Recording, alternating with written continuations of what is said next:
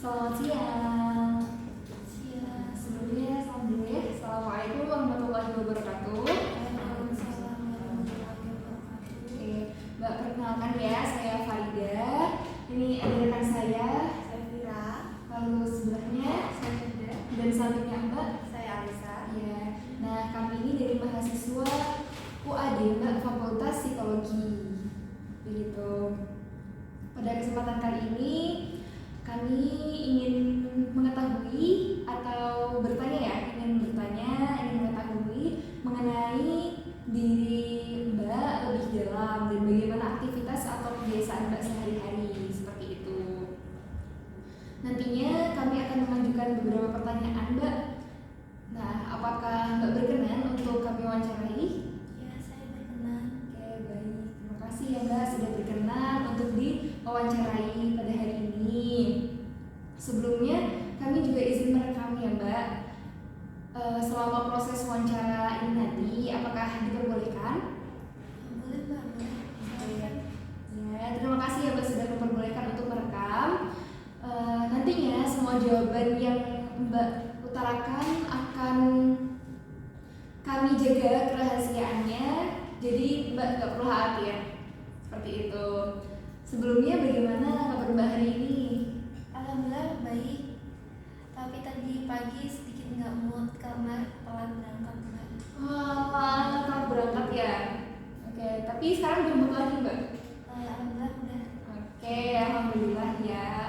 Apakah hari ini ada jadwal perkuliahan Mbak? Ada Mbak dari pagi sampai nanti sore. Sampai nanti sore ada ya. Berarti tadi habis kuliah ya? Iya Mbak. Habis kuliah, oke. Oh iya Mbak, untuk melakukan wawancara hari ini, kira-kira Mbak punya waktu berapa menit ya? Mungkin sekitar 30 sampai 60 menit ke depan saya insya Allah bisa. Baik, insya Allah nanti kita juga melakukan wawancara di jam-jam tersebut saja ya, di waktu tersebut. Dan jika nanti ada pertanyaan yang mungkin terlewat, apakah diperbolehkan untuk kita mengatur ulang jadwal untuk bertemu kembali Mbak? Insya Allah bisa Mbak. Oke, baik, terima kasih sebelumnya. Apakah Mbak sudah siap? Siap. Oke, baik, bisa kita mulai sekarang ya untuk wawancaranya.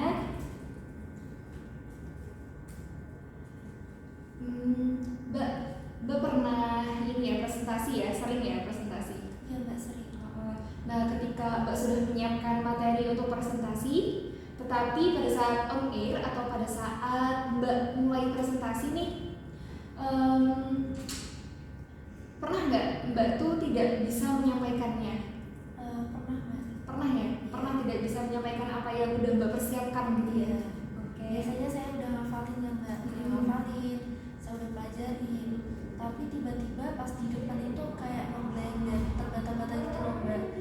Alhasil abis saya presentasi itu saya rada kayak nggak percaya diri gitu loh Mbak. Itu saya rada kayak takut gitu juga. Oh gitu ya.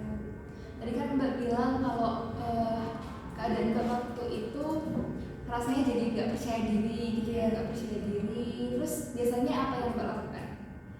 Biasanya saya mencari validasi dari teman sih kayak ini gimana ya, kayaknya saya salah gitu loh. Terus ini aku harus gimana gitu ke depannya. Jadi saya minta saya cari tahu gimana baiknya ke depannya. Terus cari apa ya, kayak tanya sama teman ini tuh gimana jadi gitu.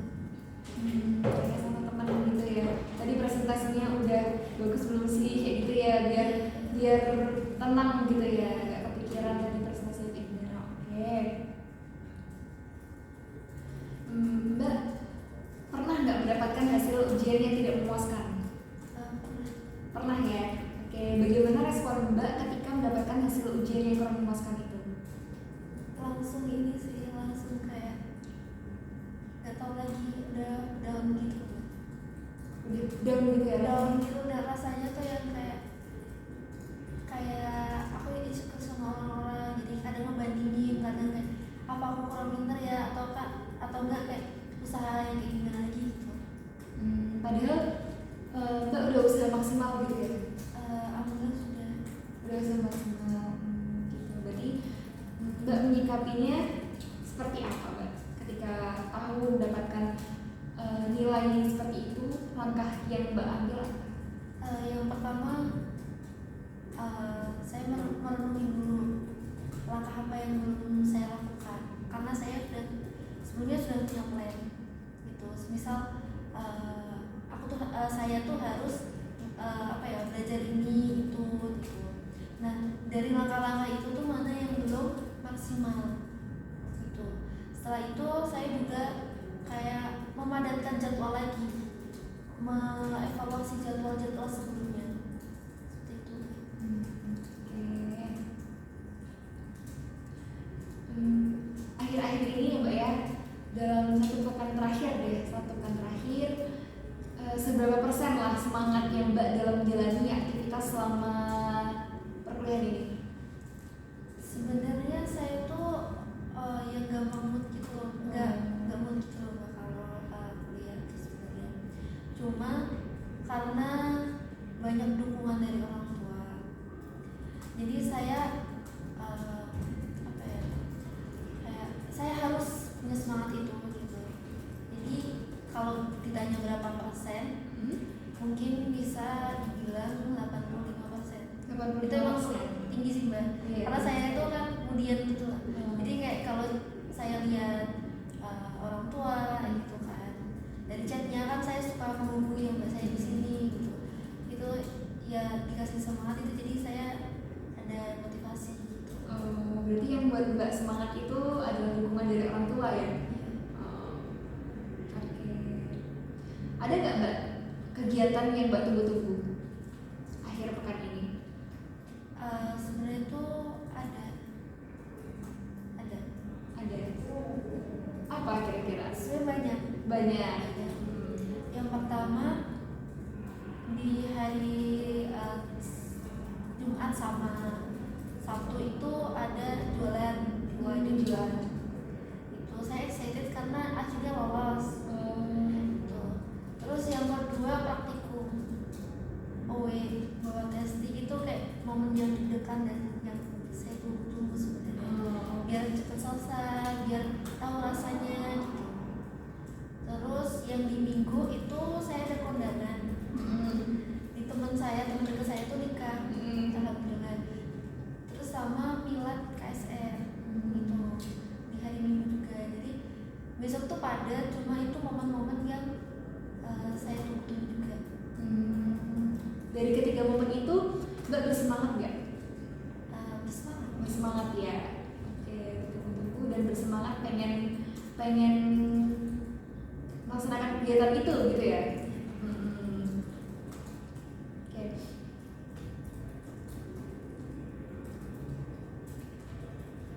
Mbak pernah nggak merasakan apa ya, tiba-tiba ditunjuk waktu di kelas, tapi pada saat itu Mbak tuh tidak menyimak materi yang disampaikan gitu, atau mungkin dalam suatu seminar atau dalam apa ya hal-hal yang semacam itulah, Mbak lagi misal lagi ngobrol sama teman ataupun kayak ini Mbak lagi tidak menyimak materi ya, terus tiba-tiba Mbak ditunjuk untuk menjawab sebuah pertanyaan kayak gitu.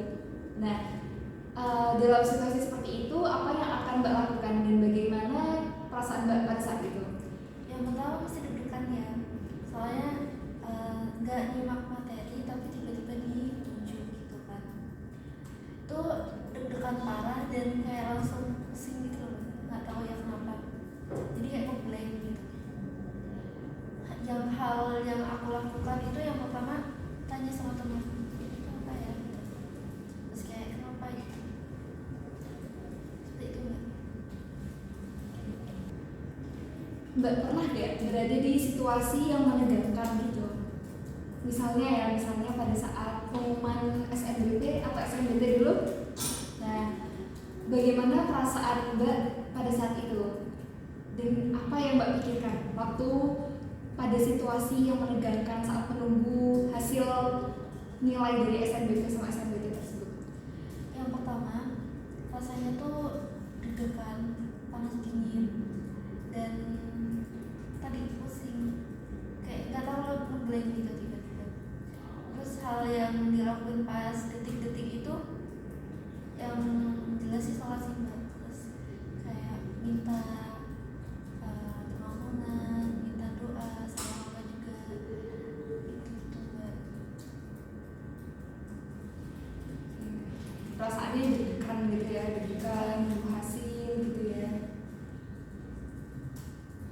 Tapi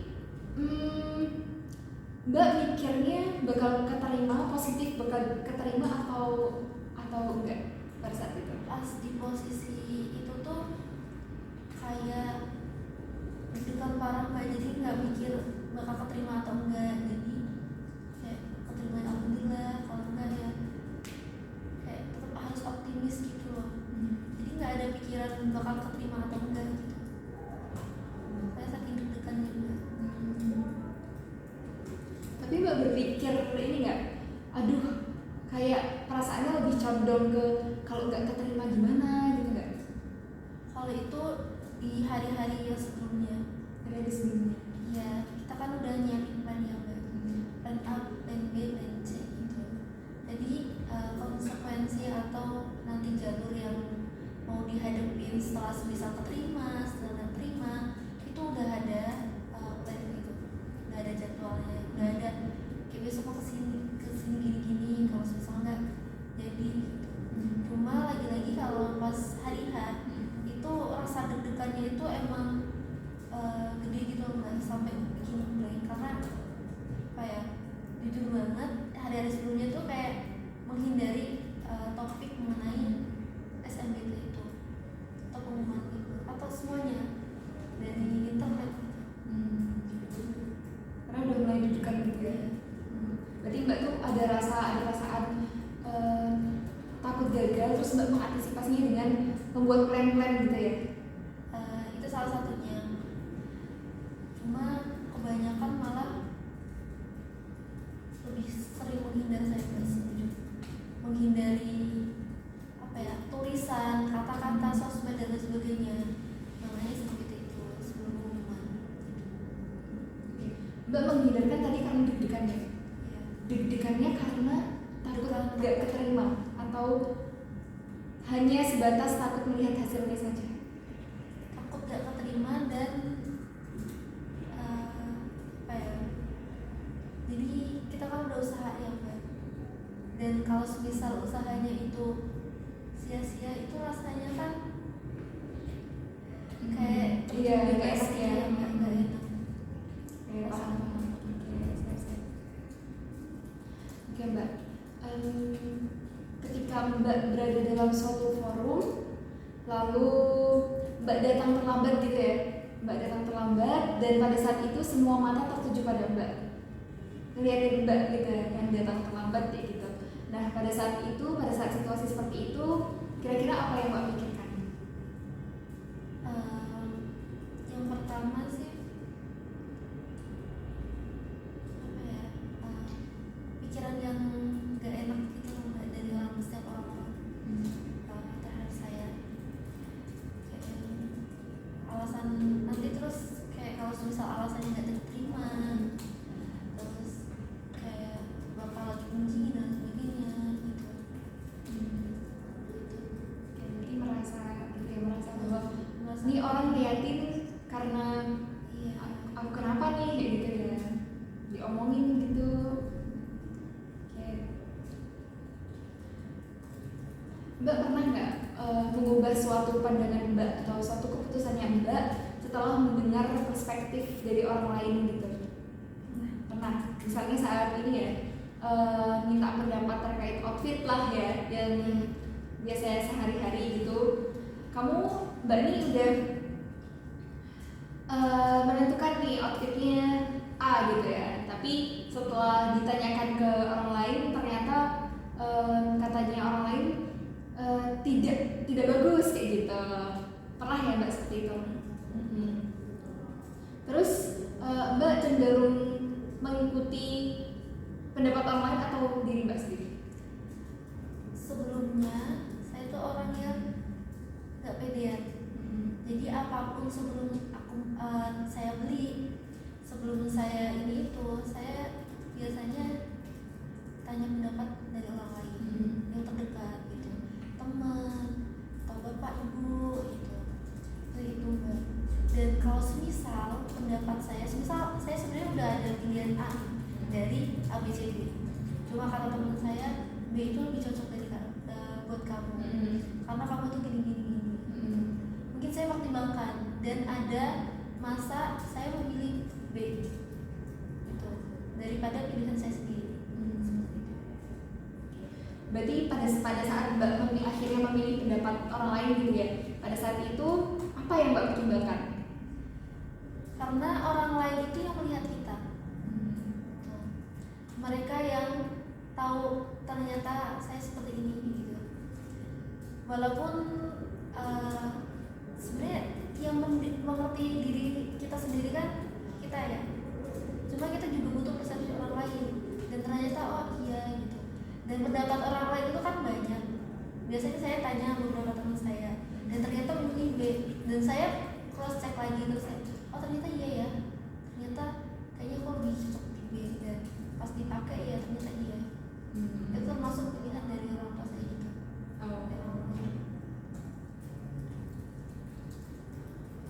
Tapi pada setiap keputusan yang Mbak ambil itu lebih banyak minta pendapat orang lain dulu atau keputusan Mbak sendiri? Kalau itu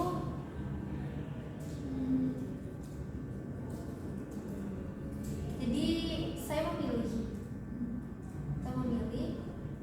memutuskan baru tanya pendapat orang lain. Pernah nggak Mbak tuh dikatakan suatu hal yang menyakitkan gitu dari orang lain? Pernah ya? Apakah Mbak memvalidasi perkataan itu? Karena tadi saya bilang saya itu butuh pandangan dari orang lain. Jadi saya tanya dulu, emang kayak gitu ya? Emang aku sama ini kayak gitu ya? Gitu kan. Itu nanti saya orangnya kepikiran. Jadi antara saya mau validasi atau enggak, mesti tanya pendapat orang lain gitu. Karena takutnya secara tidak sadar saya melakukan hal tersebut yang saya rasanya saya kayak nggak sengaja gitu kan. Tapi orang lain kayak benar kamu gitu begini. Berarti nanya ke orang lain ya, apakah benar aku seperti itu atau tidak? Ketika Mbak berhadapan dengan beberapa tugas yang sulit gitu ya, tugas-tugas lagi banyak tugas kan ini akhir-akhir ini ya, Mbak dihadapkan dengan tugas yang sulit, lalu deadline-nya juga mepet-mepet gitu Mbak, apa yang Mbak lakukan? Biasanya saya ini dulu menulis apa aja tugasnya, jadi sama deadline-nya, jadi mana yang harus dikerjain dulu, mana yang nanti dikerjain gitu. Biasanya dikerjakan secara tuntas? Kalau itu tergantung kondisi saya Mbak.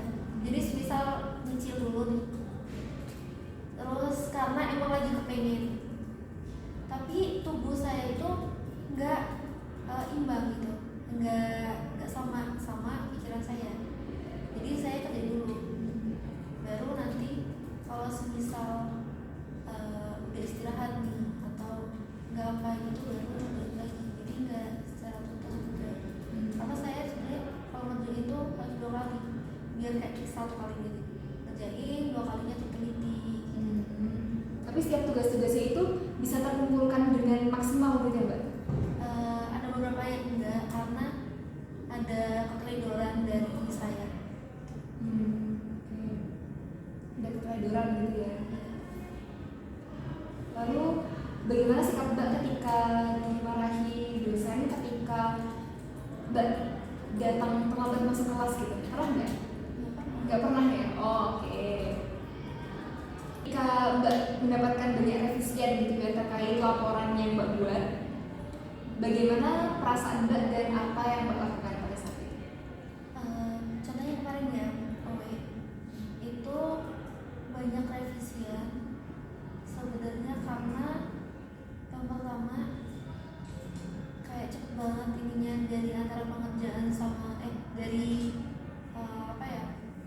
wawancara observasi gitu sama kita bikin kegiatan dan sebagainya gitu. Terus alhasil saya nggak menemukan tema, dan pas hari itu kan banyak revisian gitu, ternyata saya lihat dari saya sendiri. Terus tiba-tiba ada yang cancel, nggak mau jadi ini, ada udah selesai gitu kan, masa udah Bisa observasi gitu ya. rasanya pusing,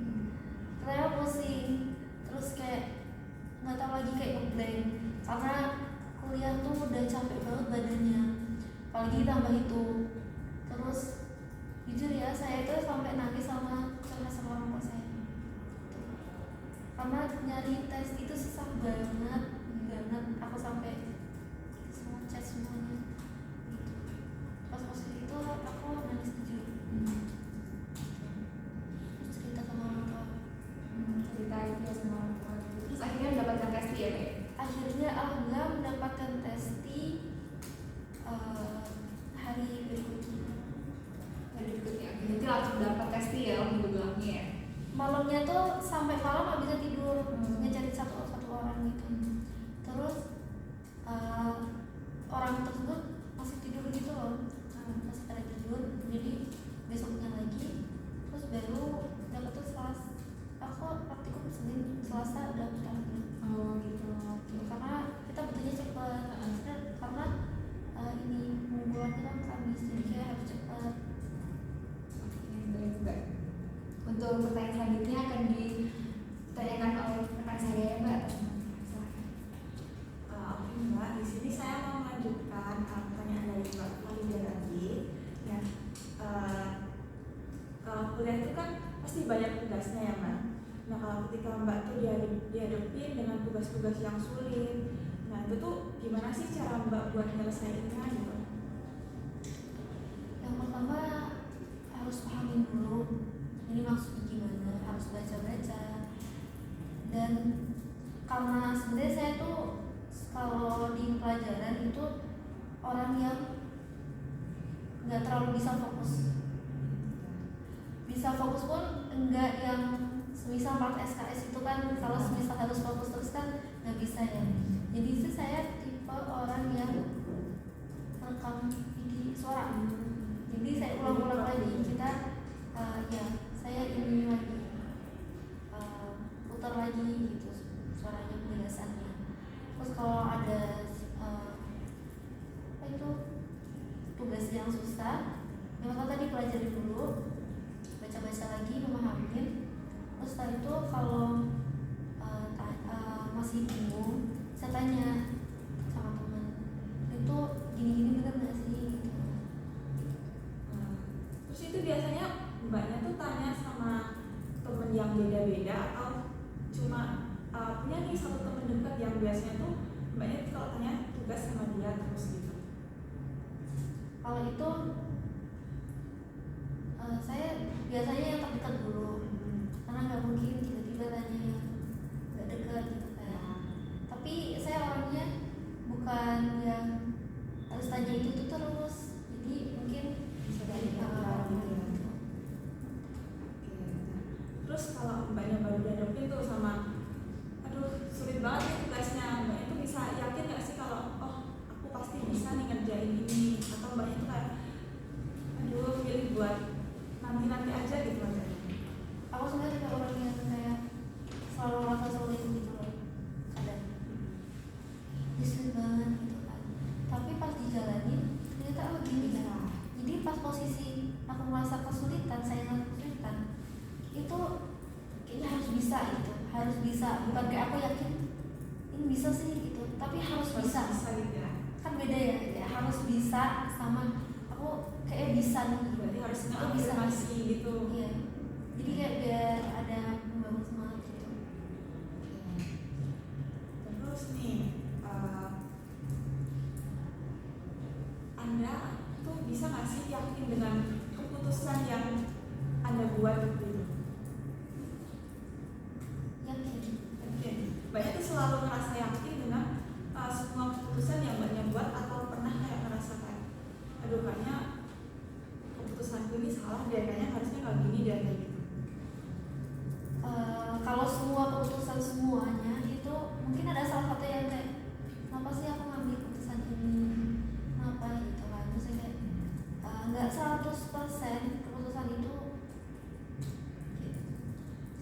Itu biasanya Mbak itu merasa lebih banyak merasa yakinnya atau merasa nggak yakinnya nih dengan keputusan yang Mbak ambil sendiri gitu? Nggak yakin sih. banyak nggak yakinnya ya? Cuma tadi kan saya butuh validasi. Ya, oh. Jadi kalau sudah saya butuh keputusan itu mungkin Cari harus validasi gitu dari orang lain, cari pendapat orang lain. ya, Oh. mana baiknya. Tapi pernah nggak Mbak itu merasa nyesel nih dengan keputusan yang Mbak ambil, kayak benar-benar nyesel terus kayak mengurung diri mungkin beberapa hari gitu? Saya ada keputusan kayak gitu Ya. sebelum saya sekolah di sini. Tapi yang benar-benar ngurung diri itu nggak pernah. Berarti tadi Mbaknya kalau membuat keputusan itu cenderung buat cari pendapat dari orang lain, terus cari validasi dari mungkin lingkungan sekitar, lingkungan terdekat gitu ya Mbak? Kalau keputusan itu besar mempengaruhi hidup saya gitu. Tapi kalau misalnya cuma keputusan untuk sekedar misalnya nih selesai kelas nih makan apa gitu, itu Mbaknya gimana biasanya? Kalau itu tergantung sih. Jadi kalau semisal saya lagi suka A, ya saya nggak bakal tanya. Tapi kalau semisal saya bingung nih mau makan apa, karena udah banyak makanan yang saya coba dan butuh kayak rekomendasi.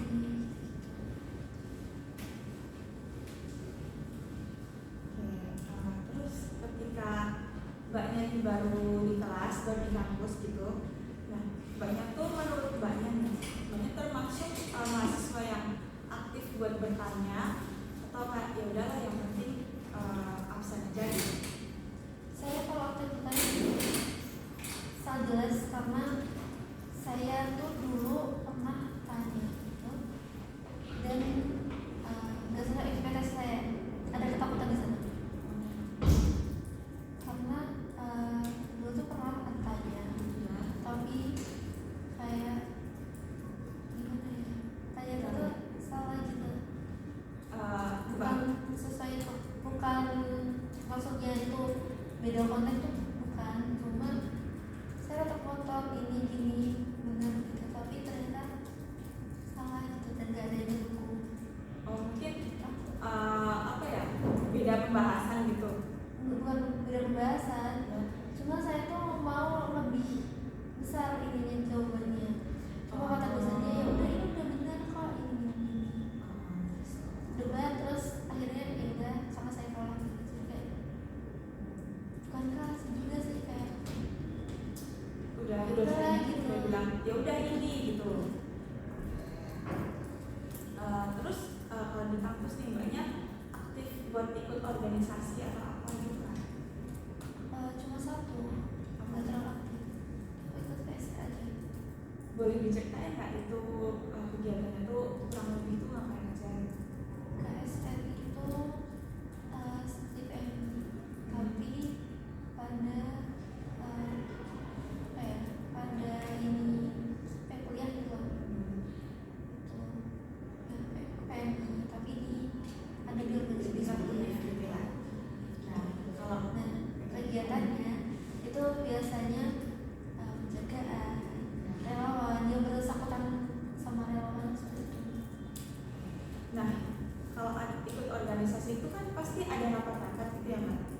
Nah, kalau dalam rapat kayak gitu Mbaknya tuh cenderung aktif buat berpendapat atau ya udahlah terima aja apapun hasilnya gitu? Sebenarnya kalau dikasih tunjuk untuk berpendapat, mungkin saya akan berpendapat. Cuma kan saya masih junior ya, jadi kayak biasanya itu udah ditentuin gitu loh Mbak, kalau besok dunia terus lebih diarahin. Kalau pendapat sendiri tuh jarang. Oh, berarti udah lebih dibagi job desk-nya gitu ya.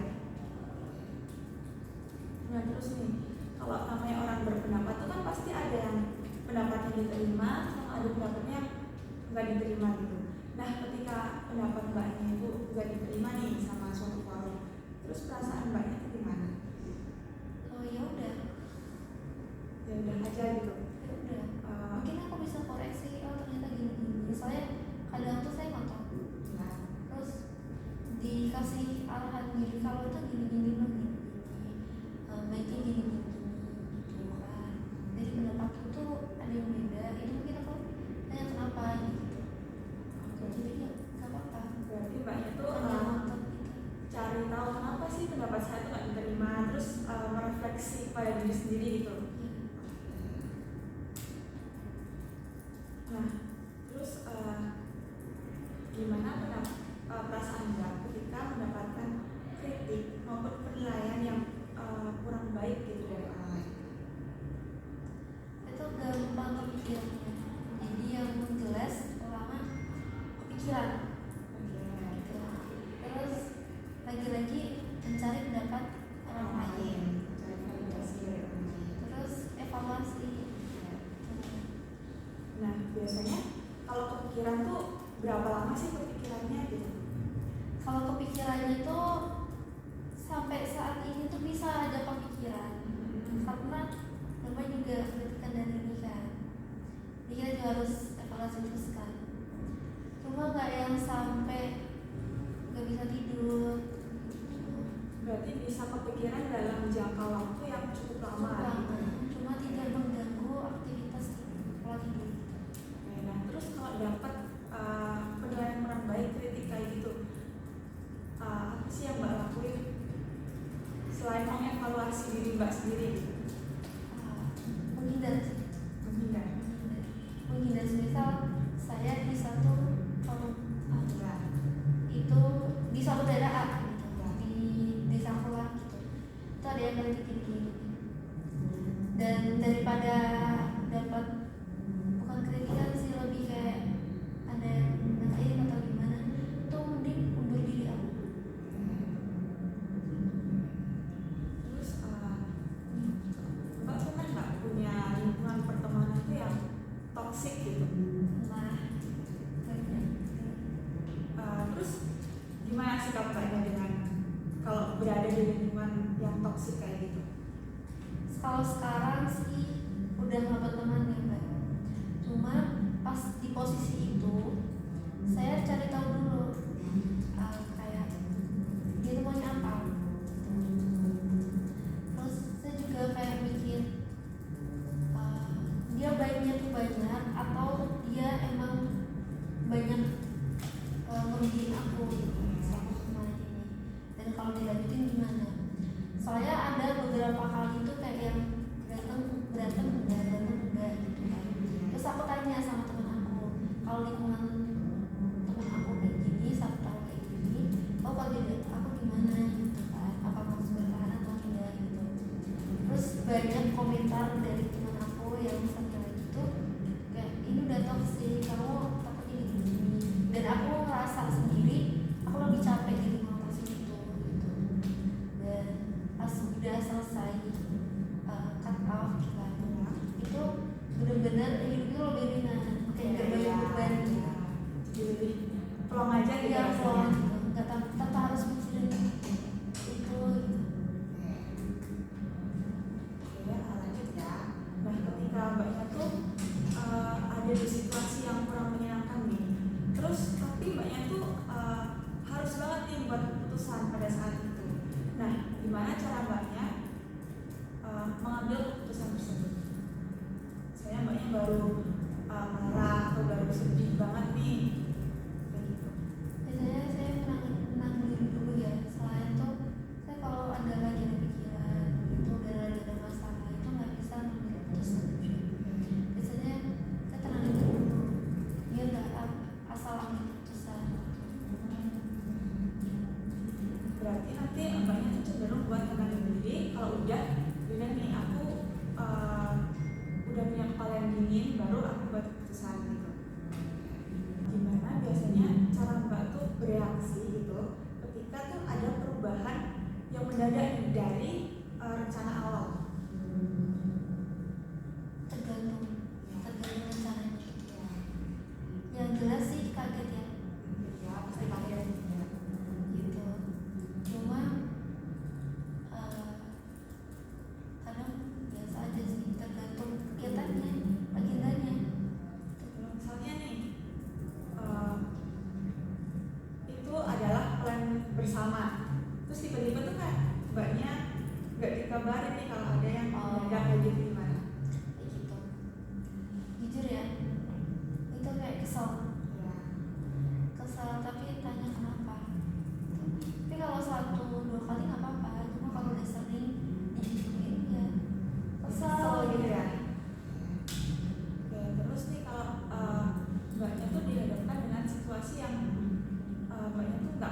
di situasi itu gitu.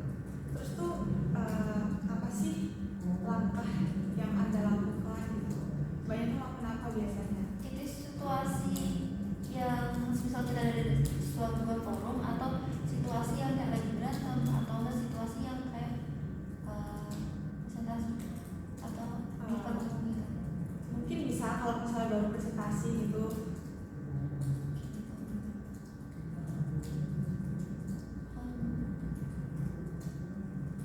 Dia bukan gini sih, ya udah dijalanin aja. Oke, ya lebih udahlah jalanin aja, udah terlanjur gitu. Iya. Mau gimana lagi gitu. Iya. Terus mbaknya biasanya tuh butuh cari kayak ini kenapa jadi kayak gini, cari penjelasan dari orang lain atau oh ya udahlah udah terlanjur gini kita lanjutin aja cari solusinya gitu. Biasanya tanya sih. Tanya dulu gitu. Tanya kenapa kok kayak gini gitu. Oh iya, dijalin dulu. Semisal nih presentasi. Ya. Terus itu kan dijalin dulu ya, nggak mungkin kita harus langsung tanya gitu kan. Kita jalanin dulu. Terus nanti kenapa ya gini? Terus nanti tanya. Terus misal nggak nemuin dari sendiri. Pikiran Nah, terus apa sih hal yang akan mbaknya lakukan ketika menghadapi kondisi yang kurang mengenakan supaya tetap bisa produktif gitu? biasanya kalau galau gitu ya. Iya gitu bisa. Aku orangnya ini, walaupun galau harus tetap utamain ini kegiatan yang ini, kayak yang paling penting mana. Jadi kayak walaupun galau ya udah gitu. Tetap buat skala prioritas gitu Iya. ya. Karena walaupun segalau-galau apapun aku lebih takut praktikum dan lain sebagainya. Jadi pokoknya yang pertama tuh kayak tugas kuliah dulu selesai, terus yang lainnya nanti deh gitu. Galau tuh bisa di cut off dulu, kayak di pause gitu. Oke, berarti mbaknya bisa buat apa sih mengendalikan emosi mbaknya sendiri, mengendalikan perasaan mbaknya sendiri gitu. Iya. Yang penting kewajibannya dulu selesai, baru setelah itu perasaannya nanti deh. Oke, mungkin segitu dulu mbak wawancara kita hari ini. Nah, saya dan juga rekan saya merasa sangat senang bisa ngobrol hari ini dengan mbaknya. Terus sekali lagi terima kasih udah mau meluangkan waktunya untuk hadir dalam wawancara hari ini. Terima kasih juga sudah berkenan untuk menjawab pertanyaan-pertanyaan yang sudah kami ajukan tadi. Semoga kuliah mbaknya dilancarkan, praktikumnya dilancarkan tanpa ada hambatan apapun. Mungkin sebelum saya akhiri ada yang ingin ditanyakan mbak? Gak ada sih. Oke, kalau tidak ada atau mungkin ada jawaban yang ingin ditambahkan yang tadi mungkin terlewat pada saat sesi wawancara? Sepertinya tidak. Oke, baik mbak. Jika sewaktu-waktu mungkin data yang kami perlukan ini kurang, saya izin untuk meminta waktu mbaknya kembali untuk melakukan wawancara lagi. Apakah diperbolehkan? Biasanya mbak kalau saya punya waktu luang. Oke, baik. Sekali lagi kami berterima kasih banyak dan mohon maaf apabila ada salah kata maupun perbuatan yang kurang berkenan di hati mbak. Mungkin cukup sekian ya. Saya akhiri. Wassalamualaikum warahmatullahi wabarakatuh.